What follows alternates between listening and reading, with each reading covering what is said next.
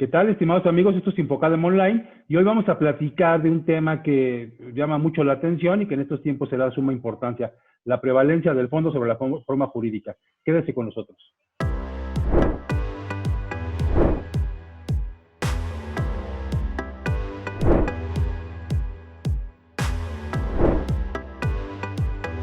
¿Qué tal, estimados amigos? Hoy vamos a platicar de un tema que ya habíamos tratado en una versión anterior del programa y vamos a tener de nuevo, como siempre, a la contadora Sandra Cuevas y a nuestro invitado, el contador público, maestro en Derecho, maestro en Contribuciones, Carlos Gutiérrez, quien es un especialista en el tema y hoy nos va a platicar de algunos temas que quedaron pendientes cuando platicábamos de fondo y forma jurídica. Carlos, muchas gracias por acompañarnos. Muy buenas tardes a todos. Pues Bien, pues bueno, platicábamos la sesión anterior que estuviste con nosotros respecto del fondo y la forma jurídica. Hoy, cuando hablamos de operaciones fiscales, creo que es un tema de primer orden, reconocer que a pesar de que se hayan celebrado las operaciones, hay que acreditar estas circunstancias frente a las autoridades fiscales. Hay por ahí criterios de tribunales que ya se han dado en ese sentido. También hay algunas opiniones de la PRODECON. Y esos son los temas que hoy quisiéramos platicar contigo, Carlos, porque bueno, pues se nos fue el tiempo muy rápido y creo que quedaron pendientes ese par de temas, ¿no? ¿Qué hay en las cortes? ¿Qué ha habido en tribunales respecto de esta manifestación que hace el legislador en el Código Fiscal, en el artículo 69b, y que ahora pareciera un requerimiento ya sine qua non dentro de cualquier revisión fiscal? fíjate que en este caso, doctor, sí tenemos una serie de situaciones muy importantes porque, pues bueno, a nivel tribunal es muy normal, de hecho me atrevo a decir que hasta común, que pues obviamente un contribuyente argumente que está habiendo una violación de fondo al principio de proporcionalidad tributaria marcado por el artículo 31, fracción cuarta constitucional, al decir que la autoridad le está echando para abajo, pues sobre todo sus deducciones. Entonces, en este sentido, precisamente existen varias situaciones que tenemos que tomar en cuenta, ¿no? Porque primero, para poder argumentar esto ya en un juicio de nulidad o hasta en algún momento, hasta en el amparo, nosotros tendríamos que estar considerando varias situaciones importantes. La primera, no se puede argumentar nada más porque sí, sino que tiene que haber una serie de cuestiones que están ahí. ¿Por qué? Bien lo dijiste hace un momento, Jaime. Tenemos la situación de que por el 69B, y como lo decíamos en la cápsula pasada, pues el SAT normalmente no busca al defraudador, sino normalmente el SAT crea al defraudador. ¿A qué me refiero con crear al defraudador? Me refiero al supuesto en el que si el contribuyente no cumplió correctamente su forma, el SAT tiende a decir que se trata de operaciones inexistentes, metiendo ya al contribuyente en todo un problema. Entonces, precisamente bajo este contexto, la PRODECON en el año de 2017 emitió un criterio que es el número 11, diagonal 2017, diagonal CTN, diagonal CS, SASEN, en el que precisamente expone esta situación, donde dice, a ver, no puedes tú nada más tomar como contribuyente y argumentar que se está violando tu derecho, sino que realmente tienes que tener dos puntos centrales, que es lo que dijo el ombudsman en este criterio. Dice, primero, debe de existir un caso concreto entre la autoridad y el contribuyente, es decir, que ya esté habiendo o que ya haya habido una revisión, ya sea auditoría directa, ya sea una revisión de gabinete, ya sea una auditoría electrónica, cualquier acto formal de autoridad donde la autoridad está mediante un acto definitivo diciéndote que que tu deducción no procede por una cuestión de forma más que de fondo. Y segundo, el contribuyente debe de demostrar y argumentar correctamente la desproporción que se da y el perjuicio que esto le causa. Entonces, precisamente, ese es uno de los temas muy importantes que tenemos que cuidar, porque ya cuando hablamos en materia del juicio, muchas veces dicen, ay, es que la forma, sí, pero la forma sí tiene mucho que ver, porque si la forma no fuera necesaria, pues las leyes no la contemplarían. Y tan es Claro. así que en la ley del impuesto sobre la venta tenemos lo que marca el artículo 27, que son puros requisitos de la gran mayoría de forma. Así es. Entonces, en Así, ese sentido, habría que llevar a cabo como tal el fundamentar correctamente esta situación. ¿Por qué? Como ya lo decíamos, PRODECON, si bien ha sido una instancia bastante importante, también tiene criterios muy importantes en este sentido. Yo te puedo decir, Jaime, que en lo particular, en el despacho hemos llevado varios casos en donde les han tirado varias deducciones a los contribuyentes por forma y en Prodecon nos han reconocido nuevamente la deducción de esas deducciones y obviamente por ende, ¿qué es lo que pasa? Pues el crédito fiscal desaparece o disminuye. Sí, Entonces, reconociendo que efectivamente las operaciones existieron, independientemente de que la autoridad pudiera apreciar que no existen los elementos para acreditarla, ¿no? Que a mí me parece eso es importante porque, bien decías, ¿no? Hablamos de proporcionalidad y la proporcionalidad significa que cada quien pague de acuerdo a la capacidad contributiva. Y si yo vi disminuida mi capacidad de pagar impuestos por una deducción y que no me la quieran reconocer por la forma, me genera un perjuicio grave. Sandra, ¿querías comentar alguna situación? Así es, maestro Carlos. Entonces, nada más para dejarle muy claro a nuestros seguidores que sí, en efecto, estamos hablando de la prevalencia del fondo sobre la forma, pero lo que bien acaba de comentar, ¿no? La forma siempre va a existir, entonces para que tampoco pierdan ellos de vista, bueno, entonces como en el fondo pasó eso y dejan de lado muchas veces los comprobantes fiscales, los contratos, ciertas formalidades que tendría que estar cuidando el contribuyente y que a pesar de que en el fondo ocurran las operaciones, debe seguir y continuar trabajando en esas formas jurídicas establecidas en ley, ¿correcto? sí, efectivamente, Sandra. Y de hecho, recordemos que aquí siempre cuál va a ser la mejor defensa fiscal, la que no tienes que llevar a cabo. Es decir, si tú haces las cosas como la ley te lo pide, no tienes por qué llegar a Prodecon o por qué llegar al tribunal. Así es. Gracias, maestro. Al contrario. Sí, y que además aquí hay un tema importante, porque bien lo mencionas, ¿no? El mejor juicio es el que no tenemos que llevar a cabo, ¿no? El mejor pleito es el que no existe. Pero también es cierto que en muchas de las ocasiones, y hoy pareciera una práctica muy común por parte de las autoridades fiscales, la autoridad llega presumiendo que la operación no existe en una revisión, en un proceso de ejercicio de facultades de comprobación, llega presumiendo que la operación no existe, que los elementos materiales tampoco están dados, y deducciones que cotidianamente el contribuyente tiene contempladas, una compra, un servicio, la autoridad establece que no existe. También me gustaría dejarte para el siguiente corte la pregunta en el aire.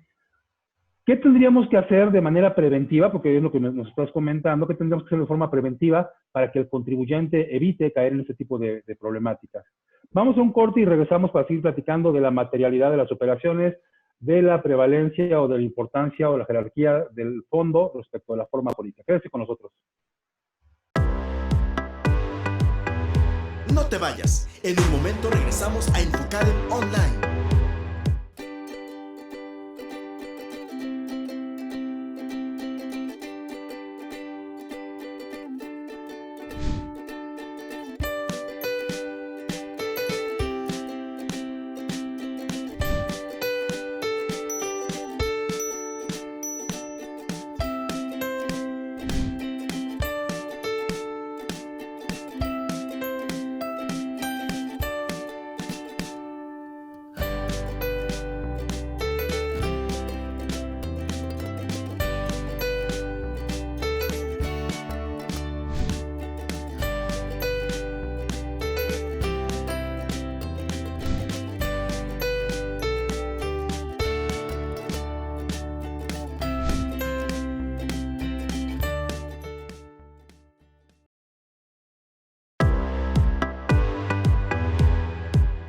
Gracias por acompañarnos. Estamos de vuelta en Infocaden Online.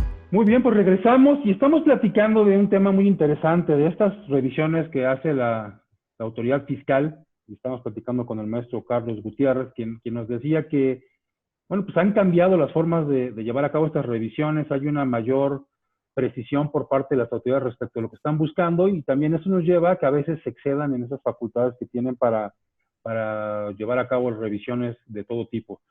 Y particularmente nos estábamos refiriendo a los temas de forma y fondo y decíamos que una deducción pudiera existir, ser una deducción necesaria para que el contribuyente pueda operar y sin embargo la autoridad, rompiendo el principio de proporcionalidad, decir que la deducción no existe porque no reúne requisitos de forma. Y hablabas de algún criterio de la Prodecon, donde decías que la Prodecon ha actuado en favor de los contribuyentes, los ha apoyado. ¿Y los tribunales qué dicen, Carlos? ¿Qué está pasando en términos reales ya en la operación de las empresas? Fíjate que en este caso, Jaime, vamos a encontrar que los tribunales han estado intermitentes. Hay salas que dicen que sí, hay salas que dicen que no, pero todo depende realmente de cómo a la hora de argumentar tu juicio pongas y demuestres que efectivamente está habiendo esa proporción a tus derechos, a esa violación, perdón, a tus derechos humanos. ¿Esto por qué? Recordemos que una gran forma de poder ganar esto siempre va a ser a través de aplicar el famoso criterio de interpretación conforme que emana del artículo primero constitucional, en donde básicamente siempre se va a buscar el tratar de llevar tu caso a la interpretación pro homine, en donde básicamente lo que vas a pedir, no vas a pedir que la norma es violatoria, eso no lo vas a pedir. Tú lo que vas a pedir es que la norma se aplique o se desaplique, según sea el caso. Okay. Y exactamente bajo ese argumento es por el cual nosotros, Jaime, podríamos ganar este tipo de cuestiones. Y sobre todo, soportando correctamente toda tu argumentación con ciertos criterios. ¿Por qué? Primero, decía la contadora Sandra hace un ratito de una forma muy importante. Decía que, ¿sabes qué? Pues la forma es una parte muy importante porque si no, no estaría en la ley. Yo lo apoyaba, ¿verdad? Entonces, en ese sentido, precisamente, lo primero que tenemos que ver es el comprobante fiscal. Recuerda que el comprobante fiscal por sí solo no demuestra la existencia de tus pretensiones.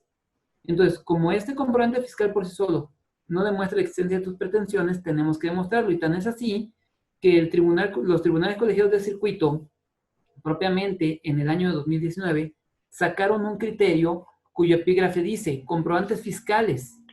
El contribuyente debe demostrar la materialidad de la operación consignada en estos cuando por las características del domicilio en el que supuestamente se llevaron a cabo se presuma su inexistencia.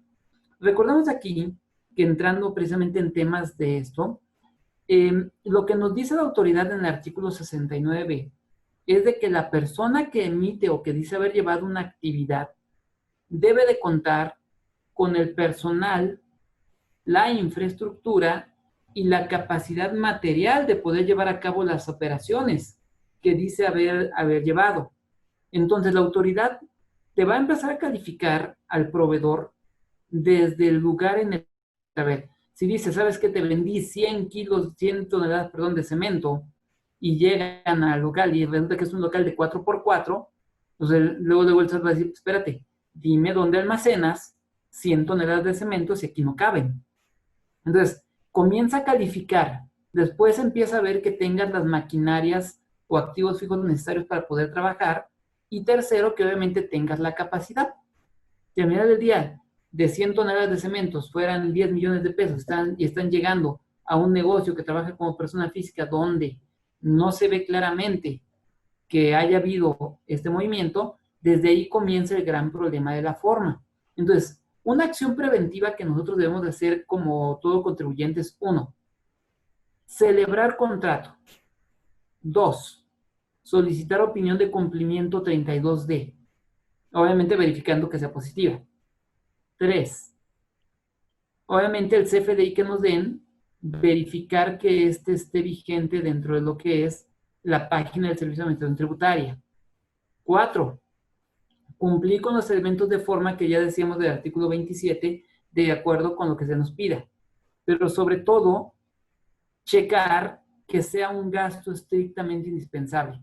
¿Te acuerdas que te decía que el criterio de la PRODECON, Jaime, nos decía que no bastaba nada más con el simple hecho de tomar y decir, ay, es que me echaron para atrás mi deducción, sino que realmente teníamos que ver dos panoramas. Y el primero era, pues, demostrar que sí tengo derecho a deducir eso, y para eso tiene que ser estrictamente indispensable. Y en ese sentido, Jaime, tenemos otro criterio emitido también, y esta es una tesis aislada, que viene como tal del año de 2005, en cuyo epígrafe nos dice, gastos estrictamente indispensables para los fines de la empresa, conforme al artículo 24, fracción primera de la Ley del Impuesto sobre la Renta vigente en 2000. ¿Qué nos dice este criterio en su parte medular?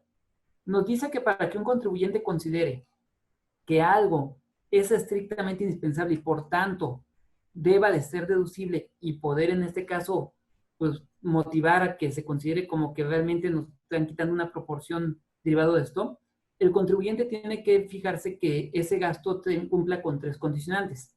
Primera condicionante, 1, que el gasto esté directamente relacionado con la actividad preponderante del contribuyente. Para esto, recordemos que la actividad preponderante es a qué te dedicas. Hoy día el SAT te permite tener muchas actividades preponderantes. Entonces, recuerda que para fines fiscales el reglamento del código nos dice que es preponderante aquella por la que obtienes la mayor cantidad de ingresos. 2, que sea necesario para alcanzar los fines de la actividad o el desarrollo de esta. Es decir, que lo necesitas para poder trabajar. Okay. Y por último, 3, que de no producirse, se podría entorpecer o inclusive limitar la obtención del ingreso por parte del contribuyente. Entonces, si nosotros podemos demostrar estos 3 puntos para los fines de pelear, se puede dar. Entonces, ¿qué pasa? No es agarrar y meter gastos nada más por meterlos. ¿Por qué?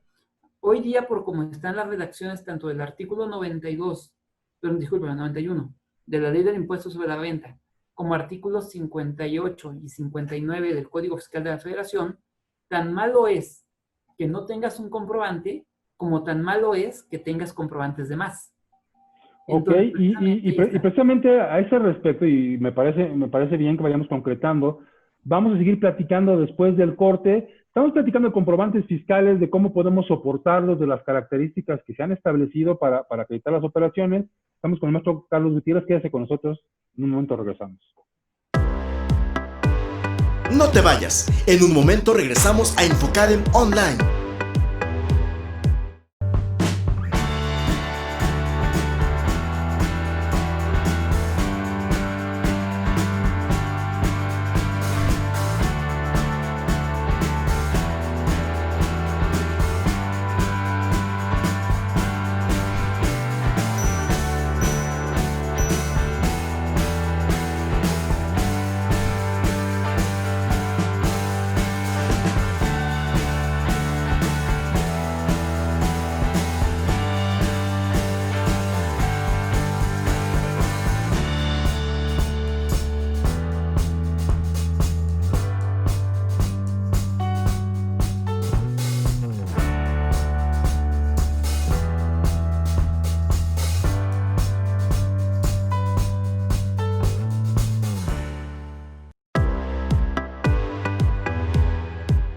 Gracias por acompañarnos. Estamos de vuelta en Infocadem Online. Bien, pues regresamos y estamos platicando de cuáles son los elementos que permitirían acreditar que una operación efectivamente existe. Y Carlos, nos comentabas que hay 3 requisitos que básicamente nos remiten a que la actividad que está amparada en los comprobantes, la operación que está amparada en los comprobantes, realmente corresponda con la actividad preponderante manifestada al SAT. Otra, que además sea estrictamente indispensable. Y finalmente, que la omisión en la operación, en la generación de ese gasto, de esa compra o de ese concepto amparado en el comprobante fiscal, de dejarlo de hacer entorpeciera las operaciones cotidianas de la empresa. Y a mí me parece que incluso eso sería un exceso, me parece porque, bueno, pues sabemos que en México todos somos hacer negocios y negocitos, sobre todo el tipo de empresas que existen, en donde si a mí me dicen ahorita, oye, y si vendes unas caretas aunque te dediques a vender ferretería ordinariamente, o si vendes unos cubrebocas, no está en mi objeto social y sin embargo lo hago y es un negocio de ocasión y conforme a lo que establece el artículo 5º constitucional, yo creo que lo que no se podría limitar es una actividad lícita, pero bueno, finalmente son parámetros que han existido y así lo entiendo. Sandra, ¿tenías algún comentario también o tienes algún comentario que quieres externar? Así es. Recordemos también que en este aspecto la autoridad cuenta con muchos elementos ya para fiscalizar al contribuyente. Además de estos comprobantes fiscales, hoy en día tiene también la contabilidad, ¿no? Y ahí hablaba el maestro Carlos de que tengas la infraestructura, de que cuentes con el personal. Entonces, estas cifras contables que al final del día hacemos entrega a la autoridad también deben de estar cuidadas, porque en muchas ocasiones el tener mal una clasificación o la simple asociación de mi catálogo de cuentas al catálogo de cuentas del SAT pudiera, pudiera recaer en una revisión, ¿no? En que la autoridad detecte algo que realmente a mí me podría ocasionar un problema y estar en uno de estos supuestos. Entonces, yo invitaría también a que revisen esta parte de qué estamos dando a la autoridad, cómo estamos haciendo las cosas, porque a veces no cuidamos también ese tipo de información o los mismos comprobantes fiscales, ¿no? ¿Cómo hacemos la emisión de nuestros comprobantes? ¿Qué claves estamos utilizando? ¿Cómo hacemos las cancelaciones? Infinidad de cosas en ese aspecto para que también evitemos en cierta forma estar nosotros mismos creando situaciones que nos pudieran poner en riesgo o en el ojo del huracán prácticamente. Bien, y claro, y decías, Carlos, no tener de más, no tener de menos. ¿Y cómo logramos? Porque pasa a veces, ¿no? No sé por qué, por alguna extraña razón, aparecen en el repositorio comprobantes fiscales de operaciones que nunca celebramos. Y el contador, que es un registrador a veces de CFDI, lo mete a la contabilidad, lo deduce, le da efectos fiscales. ¿Qué hacemos? ¿Qué procedimientos? ¿Cómo evitamos estas situaciones prácticas? Aquí no hay otro procedimiento más que estar conciliando mensualmente por muy tarde. Yo recomiendo que incluso sea semanalmente, estar conciliando todos los FDIs que se reciben en el almacén digital del SAT. Recordemos que el SAT nos ofrece a través de su página de internet una herramienta donde tú puedes estar consultando todas las facturas que han sido emitidas en tu favor, que es la única forma. Ahora, si llegaras a encontrar una factura que no te corresponde, el único procedimiento también que tenemos ahí es el de hacer o denuncia ante el SAT de que me están facturando algo que no es mío, o tratar de contactar al emisor de la factura para que éste la cancele, ya que nosotros no podemos cancelarla como los receptores. Ahora, y precisamente en ese sentido, y atendiendo un poquito a lo que decía hace un momento Sandra, hay una parte muy importante. ¿Por qué? Porque hablabas hace rato, Jaime, de los excesos de la autoridad. Y yo creo que en una revisión no hay mayor exceso que las famosas integraciones que te piden. A ver, denme por favor su información con esta estructura. Póngame esto aquí, esto acá, la fecha, el estado de cuenta, el XML, bla, bla, bla, bla, bla. Y nos empiezan a pedir una serie de cosas que pues no están ahí. Recordemos que en este sentido ya tenemos como tal también un criterio emitido directamente también por el Pleno Jurisdiccional de la Sala Superior del Tribunal Federal de Justicia Administrativa, que fue aprobada en la sesión del 16 de octubre de 2019, en cuyo epígrafe dice muy claramente: deducciones declaradas. El contribuyente no está obligado a exhibir ante la autoridad la documentación e información en que se soporte las mismas a través de integraciones especiales para demostrar su procedencia. Y este es un criterio muy importante porque en su parte medular nos dice muy claramente: el contribuyente no está obligado a presentar ante la autoridad un documento en el que realice de forma específica los gastos del periodo declarados con los gastos de auxiliares o con la forma mediante la cual se efectuó el pago de los mismos, así tampoco un documento en el que de forma analítica se vincule cada comprobante fiscal por internet con su forma de pago y su respectiva póliza, ni el documento que se integre el total de erogaciones y el monto a que ascienden. Pues la autoridad debe solicitar los documentos que integran la contabilidad de manera genérica, sin solicitar una forma especial de configuración que implique que el gobernado sea en las veces de elaborar el papel de trabajo o integración especial que no tenía.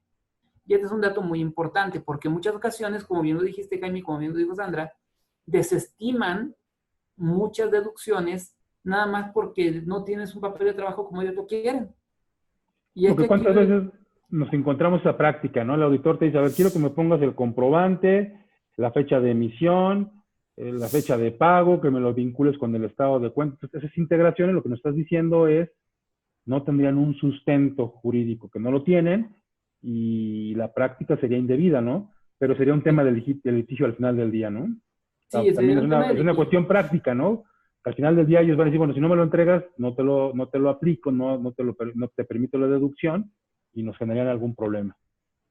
Sí, será un tema de litigio, efectivamente, Jaime. Sin embargo, hay una situación importante también aquí de considerar. Estos criterios que hemos comentado desde la cápsula pasada y en esta, si tú los viertes en una solicitud de acuerdo conclusivo, puedes obtener muy buenos resultados. Porque precisamente estos criterios que hemos estado platicando, lo que comentó Sandra, lo que has comentado tú, lo que yo te he expuesto aquí, precisamente nos sirven para la hora de hacer la solicitud de acuerdo conclusivo, ponerlos como parte de nuestra argumentación y el ombudsman precisamente atraer ese criterio de PRODECON que ya hablamos del año de 2017, que es precisamente con el cual nosotros estamos motivando el por qué consideramos que existe la desproporción jurídica y que en el caso de que esto se lleve a cabo y se concrete, pues estarían violando nuestros derechos humanos. Sí, y mira, creo que al final del día llegamos a conclusiones importantes. Si hay actuaciones indebidas de la autoridad, sí debe prevalecer el fondo de la forma jurídica, aunque debemos cumplir con ciertas formas, pero creo que nosotros llevamos una gran enseñanza. Carlos, te agradezco otra vez que hayas estado con nosotros. Igual que siempre queda abierta la invitación para que nos acompañes en posteriores eventos. Y Sandra, como siempre, también muchas gracias por acompañarnos. Gracias, doctor. Los invitamos a que nos sigan acompañando en estos programas que tenemos y que son para ustedes. Los esperamos en la próxima emisión. Muchas gracias por estar con nosotros. Gracias, Carlos. Gracias a ustedes. Hasta luego.